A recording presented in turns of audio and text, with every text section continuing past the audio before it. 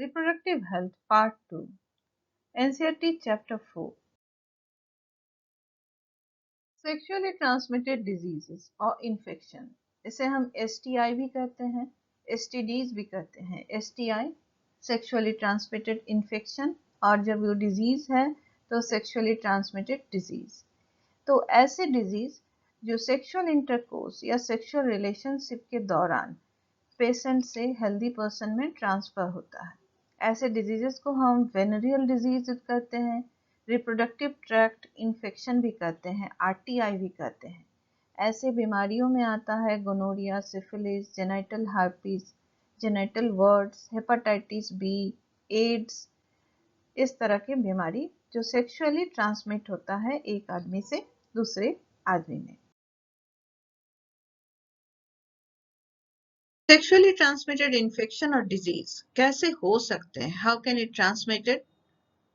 तो सबसे पहले आ रहा है सेक्सुअल कांटेक्ट के माध्यम से, दूसरा आ रहा है शेयरिंग ऑफ नीडल्स और सर्जिकल इंस्ट्रूमेंट जो कंटेमिनेटेड हो या दूषित हो इन्फेक्टेड ब्लड से, तीसरा है ट्रांसफ्यूजन ऑफ कंटेमिनेटेड ब्लड, यानी कि जो ब्लड चढ़ाया जा रहा है वो ब्लड अगर दूषित है, उसमें वो जर्म्स है तो हो सकते हैं।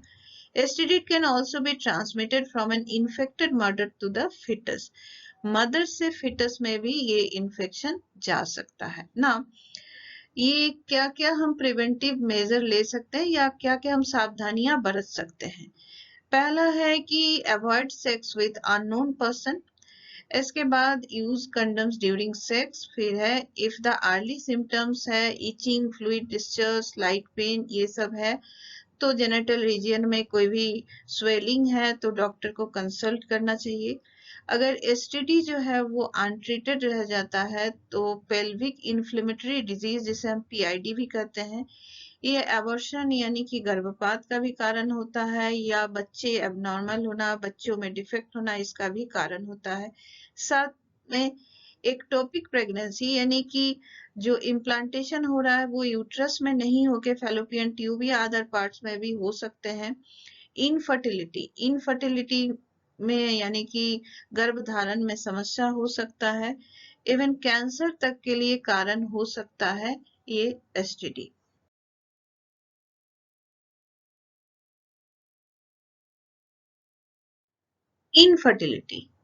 इनफर्टिलिटी का मतलब है कि हम बच्चे को जन्म देने में असमर्थता, इनकेपेबिलिटी या inability to give a child birth, या कंसीव करने में, गर्भ धारण करने में इनएबिलिटी है, समर्थ नहीं है।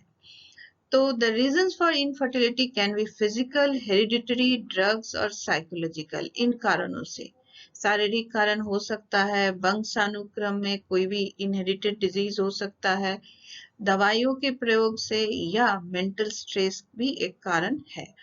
The couples could be assisted to have their own child through certain special technique called as assisted reproductive technologies, यानी कि कोई टेक्नोलॉजी के माध्यम से, मेडिकल फैसिलिटीज के माध्यम से जब ऐसे इनफर्टिलिटी केस को सुलझाया जाता है, गर्भधारण किया जाता है, तो हम लोग उसको कहते हैं असिस्टेड रिप्रोडक्टिव टेक्नोलॉजीज, जो गर्भधारण में हेल्प करता है।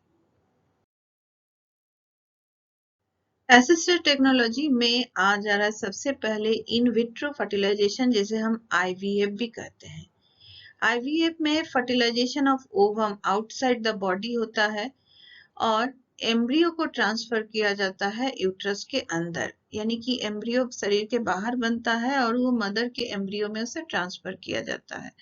ऐसे में जो ओवम है वो वाइफ या डोनर फीमेल से कलेक्ट किया जाता है। ठीक उसी तरह से स्पर्म्स भी हस्बैंड या डोनर मेल से कलेक्ट करके उसे लेबोरेटरी में फ्यूज करा के जाइगोट बनाया जाता है।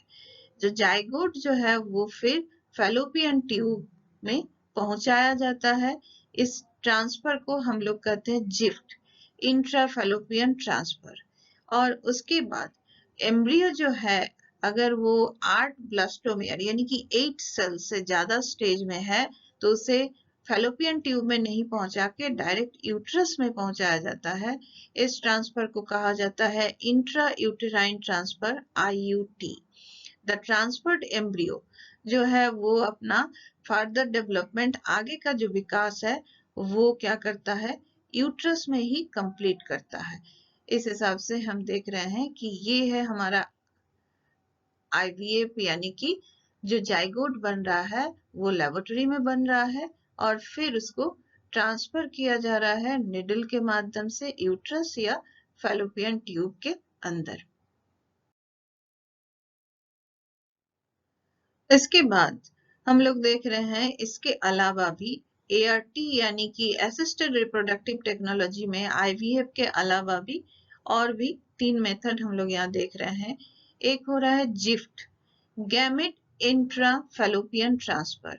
यहाँ ओवम जो है कलेक्ट किया जा रहा है डोनर फीमेल से और उसे ट्रांसफर किया जा रहा है फैलोपियन ट्यूब में, जो जिनको गर्भ धारण करना है। और ये कब किया जाता है, जब उनका ओवम प्रोडक्शन नहीं हो रहा है। ऐसे में फर्टिलाइजेशन के लिए ओवम वेट करता है और फैलोपियन ट्यूब में फर्टिलाइजेशन होने के बाद वो एम्ब्रियो का डेवलपमेंट होता है बाकी नॉर्मल प्रोसीड्यूर में। तीसरा है इंट्रासाइटोप्लाज्मिक स्पर्म इंजेक्शन, जिसे हम ICSI भी कहते हैं। इसमें स्पर्म को डायरेक्टली इंजेक्ट किया जाता है ओवम के अंदर लैब कंडीशन में।